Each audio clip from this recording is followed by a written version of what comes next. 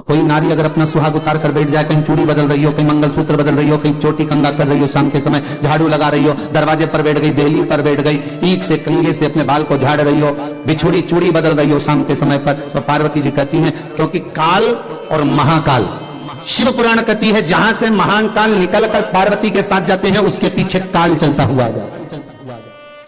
हर व्यक्ति के हर पल, हर घड़ी, हर क्षण काल तो मस्तक पर है ना। जैसे मृत्यु आपको मालूम है कि निश्चित है, उसी तरह काल व्यक्ति के मस्तक पर निश्चित है।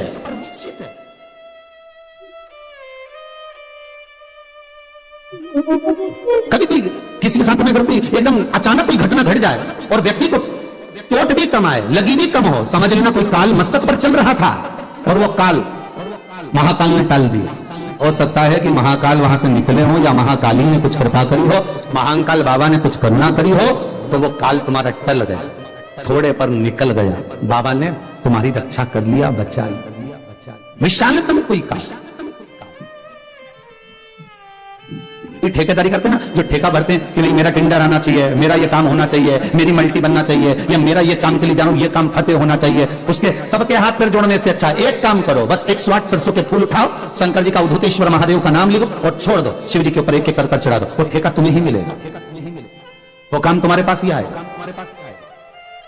बस केवल अवधूतेश्वर में डॉक्टर बोल रहे हैं कि ऑपरेशन से बच्चा होगा, 7 गुड़ की डली लीजिए छोटी छोटी सी और हाथ में रख लो, शंकर भगवान के ऊपर से 21 बार घुमाइए, तुमरुका जी का नाम लेकर, शिव जी को छुआकर। जो नारी को हॉस्पिटल लेकर जा रहे हो, जाते के लिए, डिलीवरी के लिए, अगर डॉक्टर ने बोला है ऑपरेशन से होगा, उस नारी को वो 7 डली थोड़ी थोड़ी कर खिला दीजिए। 7 डली गुड़ खाते से नारी का जो प्रसव होगा वो ऑपरेशन से नहीं होगा, नॉर्मल जन्म लेगा बच्चा, ऑपरेशन से भी। यही तुमरुका जी का प्रमाण है। जो बच्चा रात्रि में गंदगी कर देता हो, सुसु कर देता हो बिस्तर पर, तो तुमरुका जी महाराज का स्मरण कर शंकर जी के ऊपर 1 कटोरी जल, उसमें थोड़ा गंगा जल मिलाकर शंकर को समर्पित कर दीजिए, नीचे कटोरी लगाइए, उस कटोरी में उस जल को झेल लीजिए, शंकर भगवान के ऊपर से बेलपत्र उठाइए। जो बच्चा गंदगी करता हो, सुसु कर देता हो रात्रि में बिस्तर पर, या डरता हो या पढ़ाई में चित्त नहीं लगता हो, उस बच्चे को बेलपत्र खिलाकर पानी को पिला दीजिए, बच्चा गंदगी करना बंद कर देगा। तुमरुका जी के नाम का इतना प्रमाण होता है, वो तुमरुका सहज नहीं है। देवऋषि नारद, इसलिए आज भी दक्षिण साइड में जितने मंदिर बनेंगे भगवान शिव के, उनके दरवाजे पर एक देवऋषि नारद की मूर्ति होगी, तो दूसरी तुमरुका जी की मूर्ति होगी। बस तुमरुका जी की मूर्ति का यह अंतर है कि देवऋषि नारद का मुख मनुष्य जैसा है और तुमरुका जी का मुख घोड़े का लगा हुआ है। महाराज गले में वीणा पड़ी हुई है, करताल हाथ में है, घोड़े का मुख है, और तुमरुका जी नित्य प्रति शंकर का स्मरण करते रहते हैं, शिव का स्मरण करते रहते हैं, शिव बिना महाराज।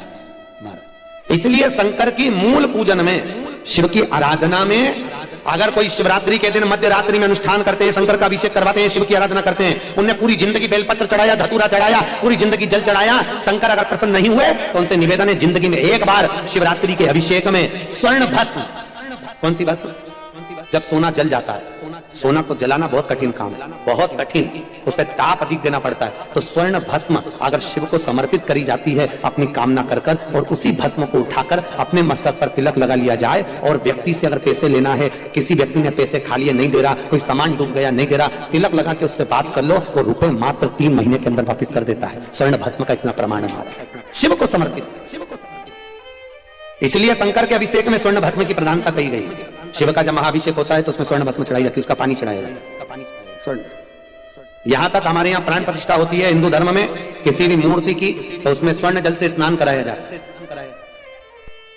एक बेलपत्री का पौधा कहीं शिव मंदिर के नजदीक में शंकर की शरणागति में कहीं निर्मित अवश्य करो, और प्रयास करना उस पौधे के लिए कि वहां पर जल भी कोई ना कोई चढ़ाता रहे, भले आप, और जैसे जैसे वो पौधा बढ़ेगा, ये विश्वास रखिए आपके घर में फिर संपदा आना प्रारंभ हो जाएगी, फिर वापिस लक्ष्मी आना। और आप किसी के यहाँ नहीं लगा सकते तो अपने ही भवन में लगाओ, और पौधा हो अपने यहाँ जरूर।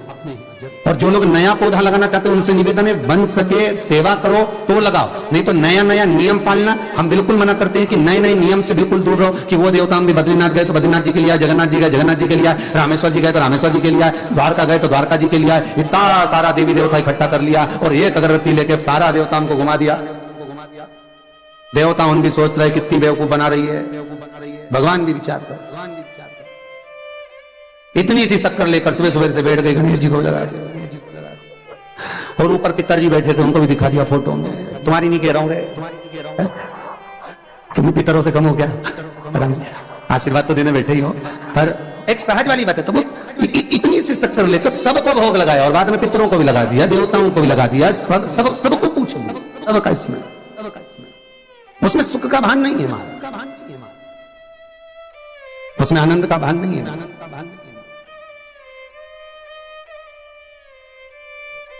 एक साधे सब सधे, हमें ज्यादा फैलाना नहीं फैलाना, बन सके और बच्चों को भी ज्यादा ढोंग प्रपंच में नहीं डालना। बच्चे लोग नहीं तो आज मान रहे हैं, आपका कहना सुन रहे हैं और कल नहीं सुनेंगे तो फिर, इसलिए ज्यादा ढोंग प्रपंच में नहीं डालना।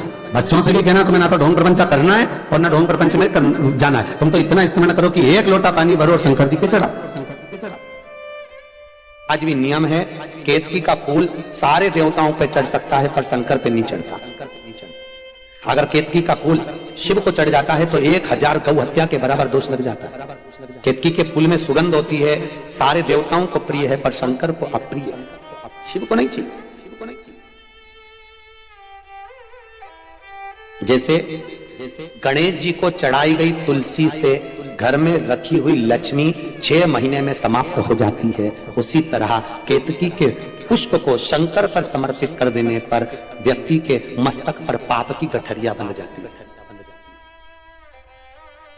जैसे गणेश जी को चढ़ी हुई तुलसी, गणेश जी को कभी तुलसी नहीं चढ़ती। जैसे शंकर जी को केवल साल में एक बार तुलसी चढ़ती है बैकुंठ चतुर्दशी को, उसके अलावा शंकर जी को तुलसी नहीं चढ़ सकती। बैकुंठ चतुर्दशी के दिन वो भी रात को 12 बजे से 4 बजे के बीच में चढ़ती है।